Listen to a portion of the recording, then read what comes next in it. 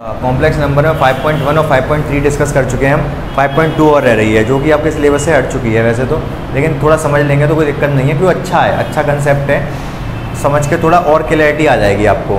अच्छा, एक कंसेप्ट और रह गया, वो फॉर्मूले रह रहे हैं अभी, जिससे आप मिसलिनियस एक्सरसाइज करोगे।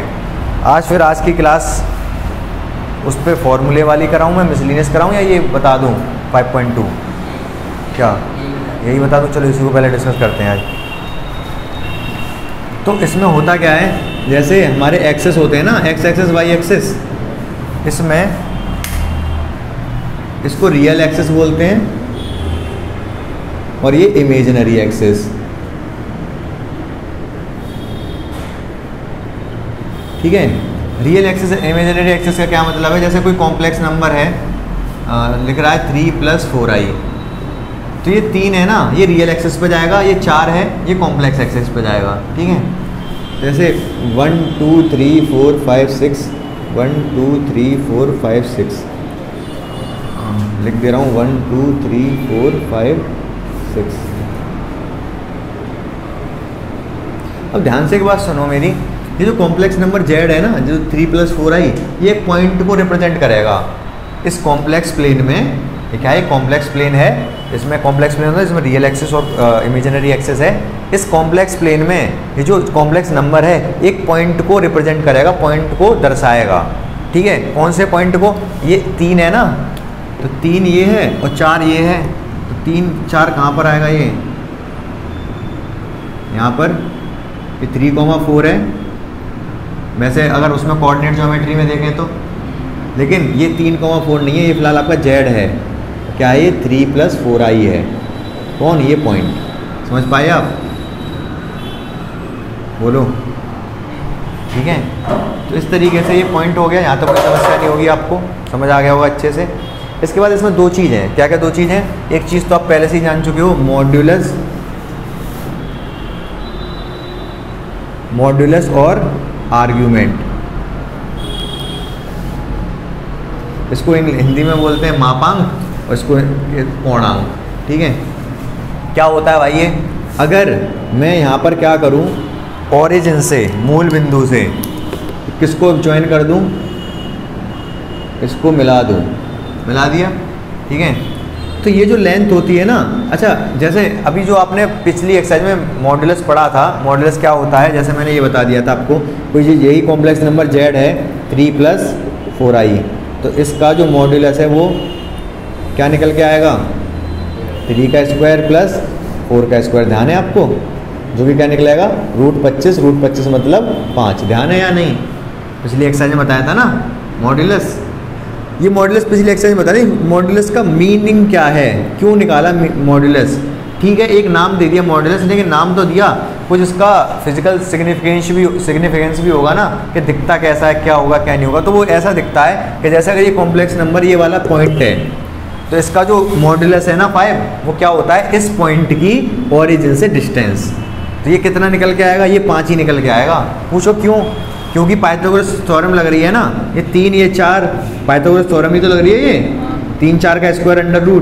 तो अगर ये 3 है, ये 4 है, तो ये 5 ही तो निकलेगा पाइथागोरस से, है कि नहीं? तो ये आपका क्या हो गया?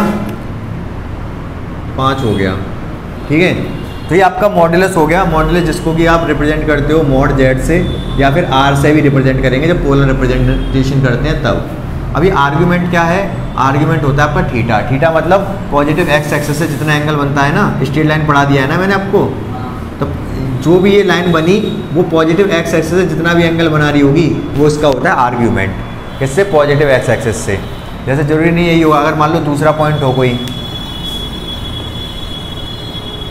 मान लो पॉइंट कहाँ पर होता, अब मैं एक कॉम्प्लेक्स नंबर z ले रहा हूँ, -3i - 4i, तो कहाँ मिलेगा ये वाला हमें? -3i - 4i। 1 2 3 4 5, 1 2 3 4 5, तो ये क्या है? ये -1 -2 -3 -4 -5, ये क्या है? -1 -2 -3 -4 -5। ठीक है, -3 -4, x में -3 ये है, y में -4 ये है, तो ये पॉइंट मिलेगा। सही बात है कि नहीं? तो पॉइंट है जेड -3 -4i, वो यही तो होगा। अब मुझे क्या करना है, मुझे करना है इसको ओरिजिन से ज्वाइन, ओरिजिन से मिला दो इसको। लेंथ अभी भी इसकी 5 ही होगी। इसका अगर आप मॉड्यूलस निकालोगे, मैग्नीट्यूड निकालोगे तो क्या निकल के आएगा, √-3 का स्क्वायर प्लस -4 का स्क्वायर। 9 और 16 25, 25 मतलब 5 ही आएगा। सही बात है, लेंथ तो अभी भी वही है, लेकिन इसका आर्ग्यूमेंट्स कितना होगा, इसका आर्ग्यूमेंट निकालोगे वो निकलेगा पॉजिटिव एक्स एक्सिस से, यहाँ से जितना भी एंगल बना रहा है ये जितना भी एंगल बनाएगा वो क्या होगा, इसका आर्ग्यूमेंट। बात समझ में आ गई आपको अच्छे से, कोई कन्फ्यूजन नहीं रहेगी। तो पहले 2 क्वेश्चन में यही पूछा है, उनका क्या पूछा है, मॉड्यूलस और आर्ग्यूमेंट्स पूछा है। देखो शायद कर पाओ आप, तो बताओ मुझे। अच्छा, थीटा एंगल निकालोगे कैसे ये? अगर इसी क्वेश्चन में मैं थीटा निकालने को बोल दूँ तो कैसे निकालोगे आप, बताओ।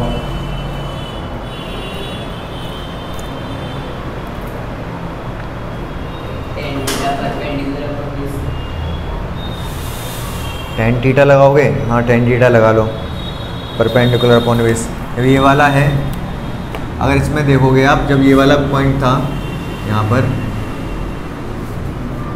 ये वाले पॉइंट एंगल की बात कर रहे थे, ये कितना था 4 था और ये कितना था 3। tan थीटा अगर मैं लगाऊंगा यहाँ पर, इसमें जो थीटा है tan थीटा, तो कितना का, परपेंडिकुलर अपॉन बेस, ये 4 है। मतलब पहले ऊपर इमेजिनरी क्या लेते हैं, इमेजिनरी पार्ट, नीचे रियल पार्ट। सही बात है या नहीं? ये इमेजिनरी होगा, ये 4 और ये रियल होगा, तो 4/3 आ जाएगा tan थीटा। तो थीटा क्या आएगा, tan इनवर्स 4/3। सही है, समझ आया ये? थीटा क्या आएगा, tan इनवर्स 4/3। हो सकता है वहाँ पर क्या हो। अच्छा, अब ये चलो पहले आप क्वेश्चन करो, पहला वाला क्वेश्चन करो, मैं बताता हूँ। तो क्वेश्चन नंबर 1 देखो, 2 चीज़ पूछिए, मॉड्यूलस और आर्गुमेंट। आर बोल सकते हो मॉड्यूलस को, या मॉड जेड भी बोल सकते हो, जो कि पहले भी हमने बोला था। तो ये तो सीधे सीधे निकल आएगा, -1 का स्क्वायर प्लस -√3 का स्क्वायर, जो कि कितना आएगा, -1 का स्क्वायर 1, √3 का स्क्वायर 3, तो कितना आ जाएगा ये, √4 मतलब 2। इसका मॉड्यूलस तो आ गया 2। जब आर्गूमेंट्स निकालेंगे तो आर्गूमेंट्स कैसे निकलेगा, आर्गूमेंट ऑफ जेड, तो वो हम बोल सकते हैं क्या होगा, थीटा कैसे निकलेगा, tan इनवर्स क्या, देखो मैं बताता हूँ, दोबारा से देख लो एक बारी। जैसे अगर मान लो पहला वाला 4 और 3 वाला ले लो, या फिर यही वाला लूँ मैं, चलो 4 3 वाला एक और बार ले ले रहा हूँ, ध्यान से देख लेना। जैसे जेड अगर दे रखा है 3 + 4i, तो x में 3 है, 1 2 3, y में 4 है, 1 2 3 4, ठीक है। ये वाला पॉइंट हो जाएगा, यहाँ से इसको मैं ज्वाइन करूँगा। मुझे ये वाला एंगल चाहिए थीटा, ठीक है। तो अगर ये वाला एंगल मुझे चाहिए थीटा, तो मैं क्या करूँगा, यहाँ पर ये मुझे दिख रहा है कि ये वाला, ये चीज़ 4 है तो ये भी 4 होगी, और ये चीज़ 3 तो है ही है, ये 3 है, ये 4 है। तो tan थीटा कितना होता है, tan थीटा कितना होगा, tan थीटा होगा ये 4/3 परपेंडिकुलर अपॉन बेस। थीटा कितना होगा, tan इनवर्स 4/3, बोलो हाँ या ना, ठीक है। थीटा क्या होगा, tan इनवर्स उतर जाएगा। अच्छा, इनवर्स पढ़ लिया आपने, इनवर्स कहाँ पढ़ा अभी आपने, वो 12th में, 12th में, हाँ फिजिक्स में है, कोई बात नहीं, इनवर्स छोड़ो फिर इसको। तो थीटा, अब यहाँ से आप क्या, अगर मान लो आप अटक गए, कोई बात नहीं, थीटा ऐसे ही छोड़ दो।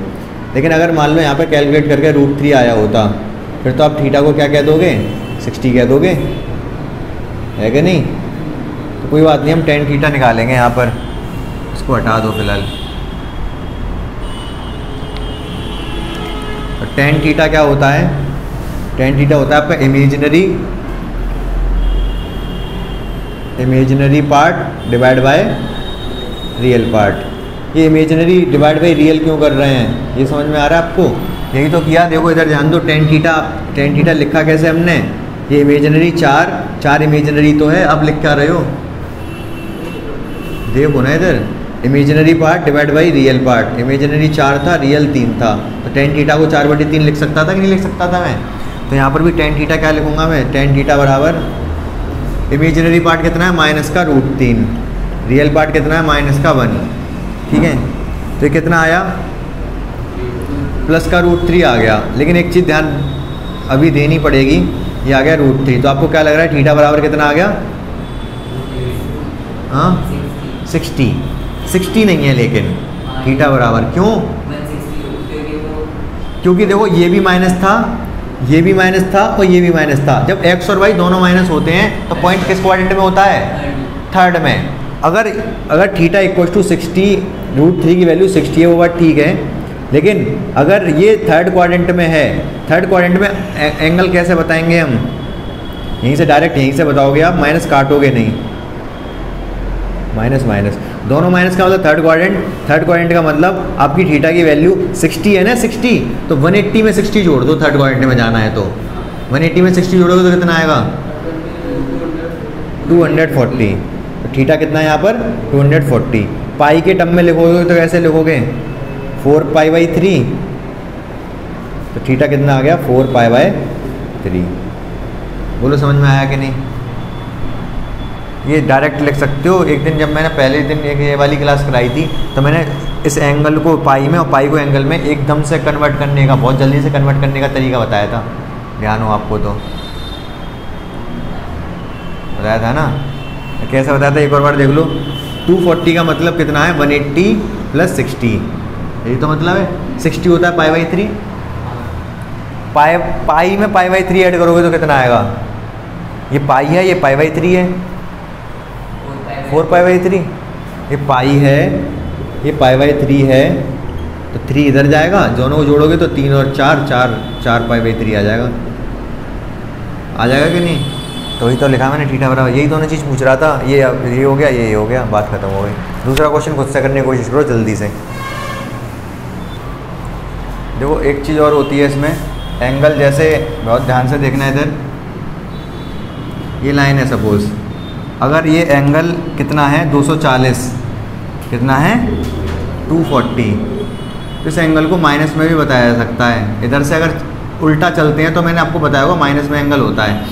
अगर इधर से 240 पड़ रहा है तो इधर से कितना पड़ेगा? 360 - 240 मतलब 120। तो इसी थीटा को मैं क्या लिख सकता हूँ? माइनस का 120 भी लिख सकता हूँ। माइनस का 120 मतलब माइनस का 2π/3, दोनों ही सही है, गलत कोई भी नहीं है। ठीक है, वैसे जनरली क्या करते हैं यहाँ पर एंगल को 0 से 180 लेते हैं, या तो इधर से 0 से 180 लो आप, अगर इससे ज़्यादा आ रहा है तो फिर नेगेटिव ले लो। ठीक है, समझ रहे हो क्या कह रहा हूँ मैं? किस वाले को?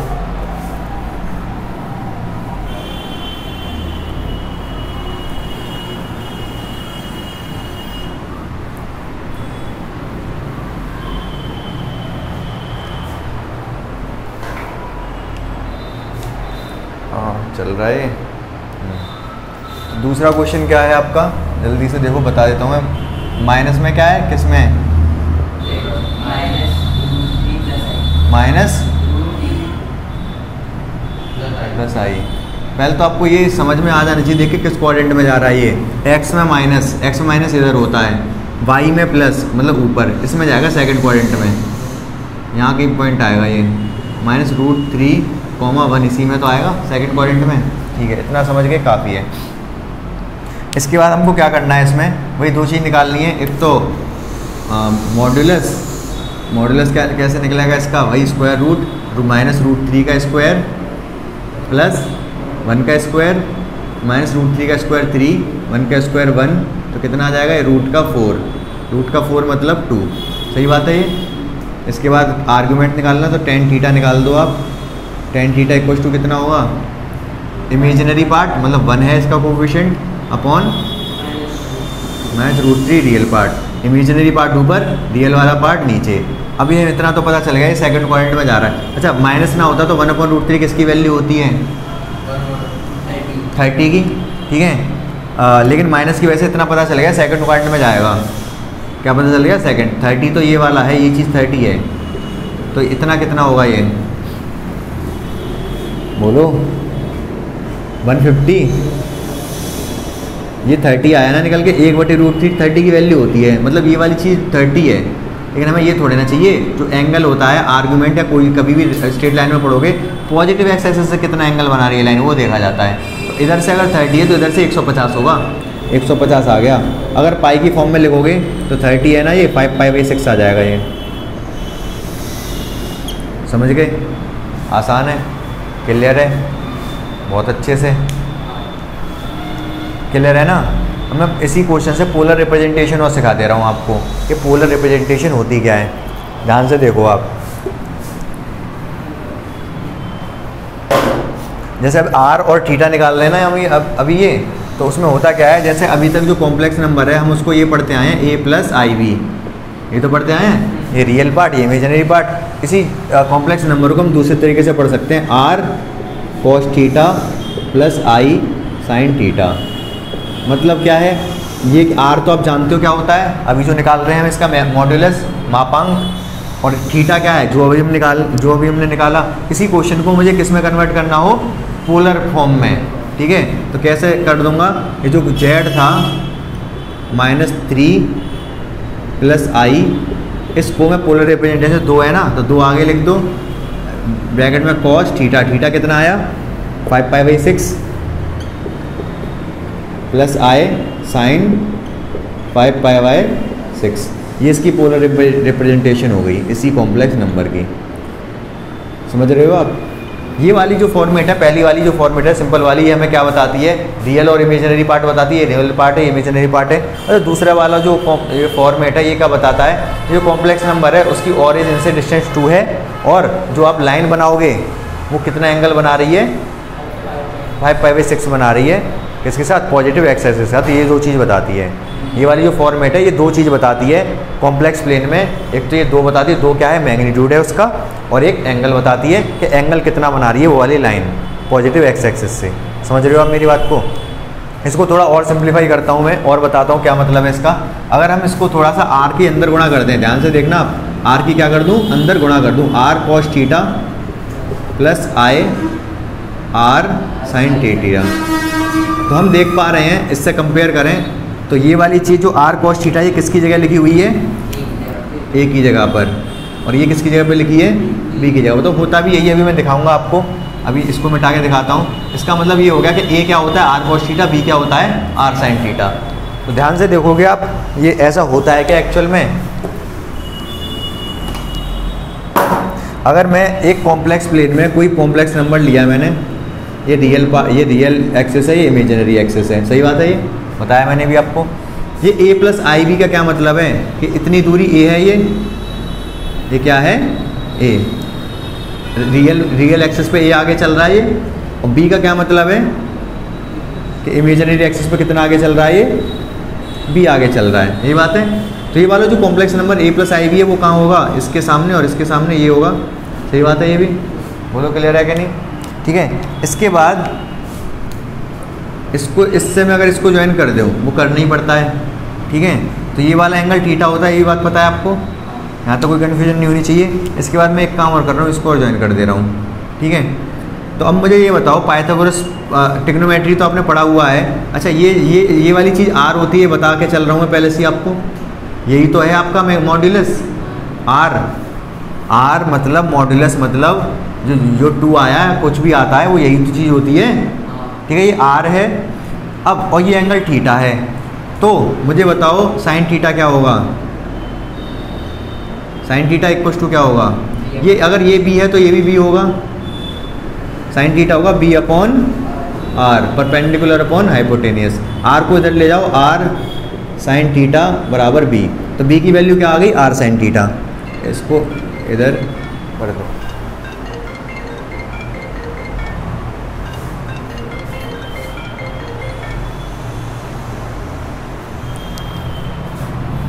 ठीक है।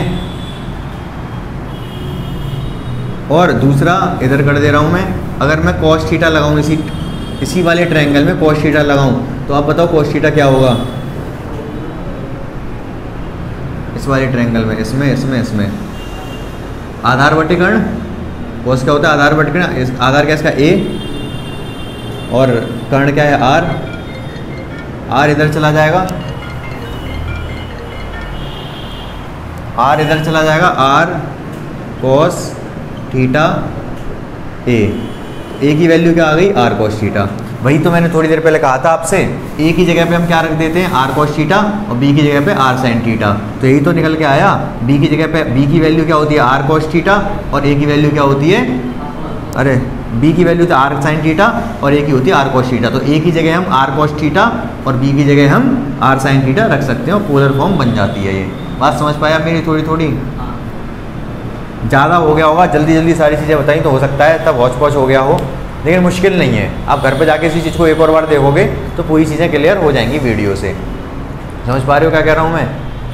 मुश्किल तो नहीं है ना, ये आसान है बिल्कुल। बस ये कह रहा हूँ कि ये इससे सादा है, जो आप पढ़ते आ रहे हो कॉम्प्लेक्स नंबर की सादा फॉर्मेट है ये, इसमें पोलर फॉर्मेट है। बस किया क्या, ए की जगह पर रख दिया आर कॉस थीटा, बी की जगह पर रख दिया आर साइन थीटा। कुछ गलत किया हमने? कुछ गलत नहीं किया, इतना ही तो किया, इतना तो कर सकते हैं ना भाई।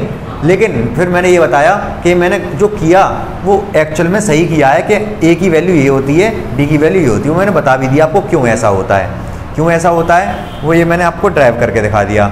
इसमें भी आप क्या बताने जा रहा था मैं आपको, सोच रहा था, हाँ बाकी इसमें जिस हमने इसमें कन्वर्ट किया है तो इससे यहाँ पर तो ए और बी थे, रियल और इमेजिनरी पार्ट थे।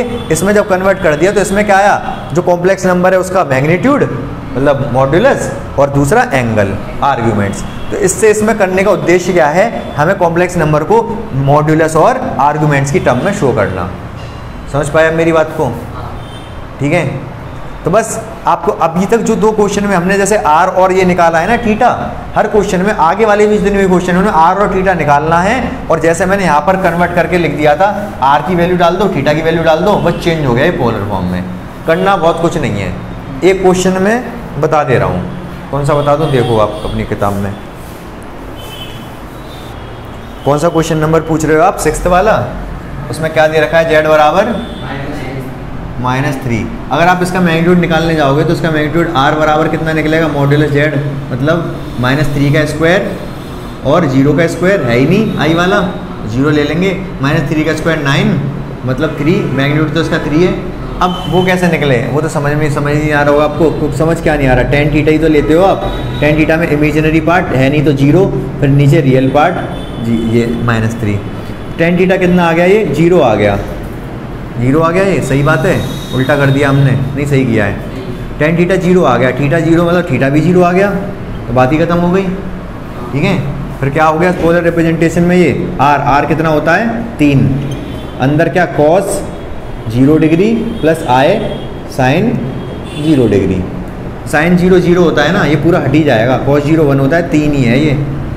लेकिन एक सेकंड, एक गड़बड़ हो गई, यहाँ पर -3 था, -3 था ना, और ये 0 डिग्री नहीं आएगा। -3 था तो -3 क्या शो कर रहा है, -3 ये शो कर रहा है कि जो हमारा x है वो यहाँ नहीं है, यहाँ है।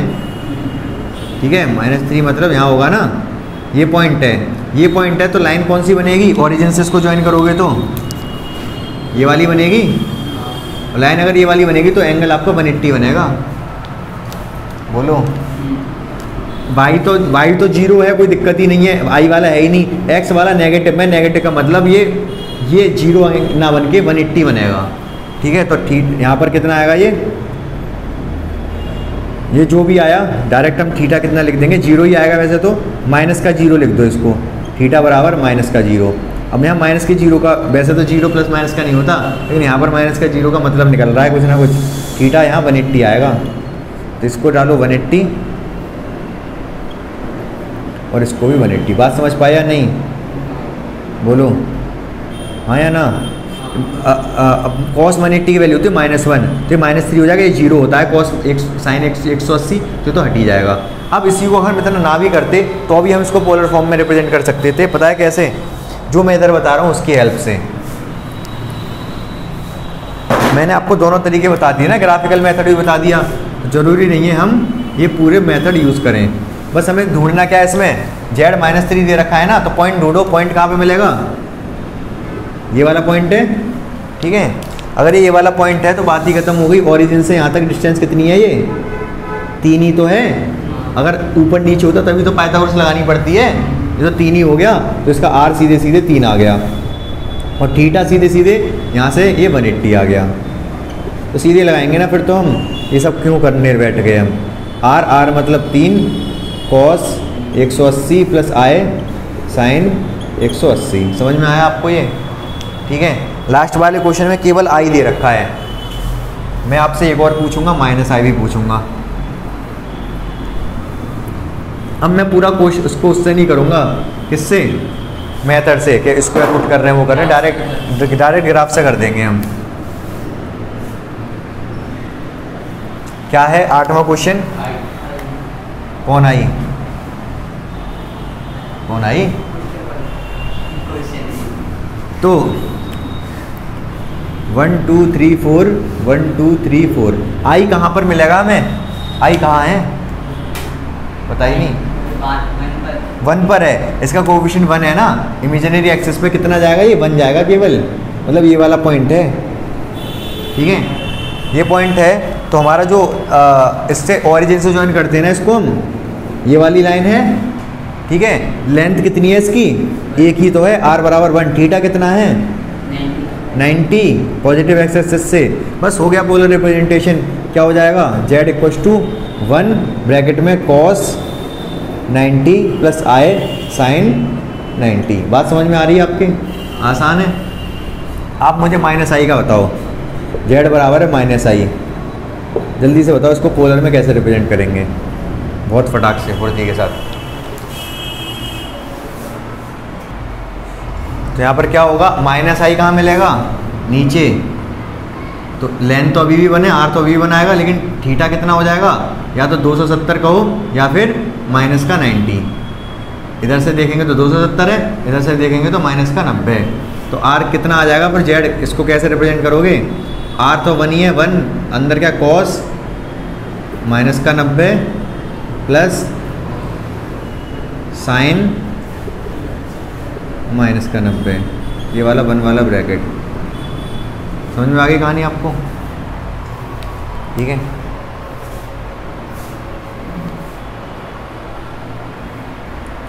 एक क्वेश्चन और बताऊं या कर लोगे? थीटा, आर और थीटा ही निकालना है। आर थीटा निकाल के यहाँ पर आर डालना है या थीटा डालना है। पहले दो क्वेश्चन बता तो दिए मैंने, आर और थीटा निकालने। मुश्किल होनी नहीं चाहिए। आप बता दो, आप कहोगे तो बता दूंगा, नहीं तो हो जाएगा पक्का 100%।